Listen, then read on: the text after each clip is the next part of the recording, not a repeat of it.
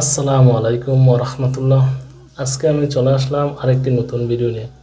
আজকের ভিডিওটি হচ্ছে আমাদের কুমিল্লার আলেম আনিসুর রহমান আশরাফি হযরত কি বলেন, রমজান মাসে আমাদের গুনাহ কিভাবে মাফ করতে হবে।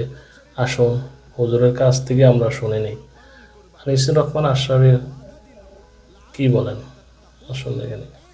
প্রত্যেকটা বাবা, ভাই, পুরুষ, নারী, জওয়ান, বুড়া সবার কাছে আমার অনুরোধ, রমজানকে টার্গেট করে নিজের জীবন পরিবর্তনের জন্য আপনি সিদ্ধান্ত নিন। আল্লাহ কোরআনে ওয়াদা দিছে, বান্দা একটা মাস রমজান তুমি যত্ন নিয়া রমজান মাসটা কাটাইবা, সবগুলো গুনাহ ছেড়ে দিবা, আমি আল্লাহ তাআলার হুকুমগুলো পালন করবা। আমি আল্লাহ ওয়াদা দিলাম, লাআল্লাকুম তাত্তাকুন, এক মাসে তোমাকে মুত্তাকি বানায় দেব, জান্নাতি বানায় দেব।